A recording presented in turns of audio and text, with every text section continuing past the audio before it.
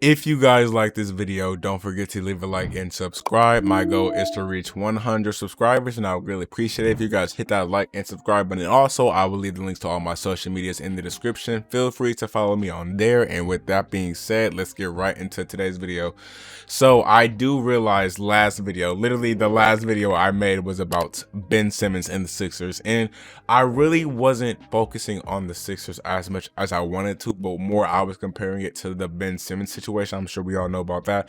But into today's video, I actually want to take a second and look about all the possible moves the Sixers could actually make, and not related to Ben Simmons, but just what could actually happen in the future. Because as we all know, they've been in the process for many years, and you could argue it worked out when they got Joel, and they had Ben Simmons. Basically, they still do have Ben Simmons, but you know what I mean.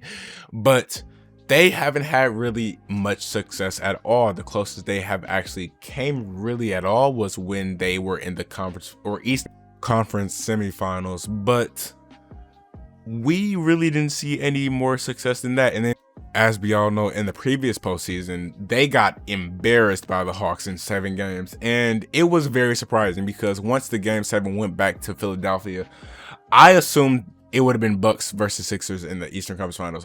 That was really my assumption. But the Hawks, they pulled it out. And I was really shocked because, as we all know, Ben Simmons, I'm not making this video about Ben Simmons, but of course he did play pretty horrible, just at the very least.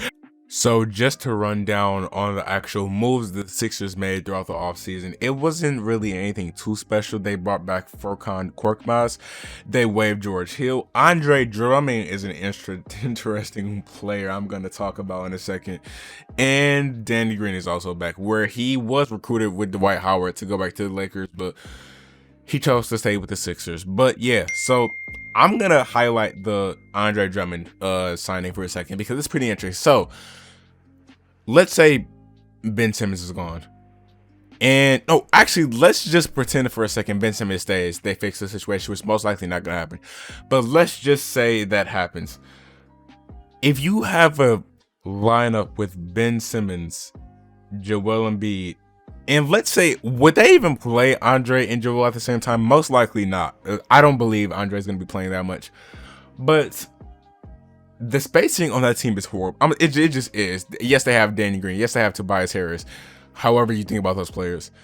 But I really don't know how I feel about that. I just don't. And Andre Drummond is just the weirdest fit to put on this team out of anybody you could have brought in. Yes, Andre Drummond, I don't know how I feel about Andre Drummond, honestly, because you could say he's an amazing player just off of rebounding, but then, yeah, if he played in like the 1980s, he could possibly be the best player in the league. I don't know, but he's just a weird fit. I don't know. I don't know how I feel about Andre. I just don't. But yeah, so just to highlight a few players on this team, I do like Tobias Harris. Yes, he's on a huge contract, but he is a good player to have.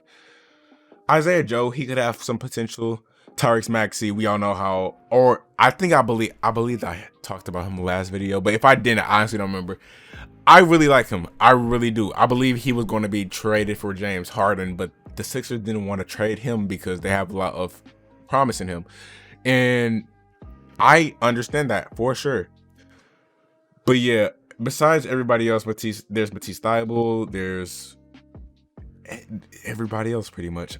There's not really, well, of course we all know about Seth Curry, but I just don't know. This is a weird team to try to predict because, especially if you consider what they're going to get back for Ben Simmons, I really don't know. And especially, let's say Ben Simmons plays out the season for a little bit before he gets traded. It's just going to be weird because we all know usually when a team is not on the same page, or if you have a player on the team who clearly does not want to be there, that's going to rub off on the wrong way to certain people. It's just a bad situation in Philadelphia at the moment. And is it going to be fixed? I don't have a clue. I just don't. And I'm just going to wait and see what happens, to be honest, because that's literally all we can do. Yes, they can make it. If this team has the potential to make it to the finals, well, there is Milwaukee, there is Brooklyn, there is Boston, you could say. Boston, all those teams improve.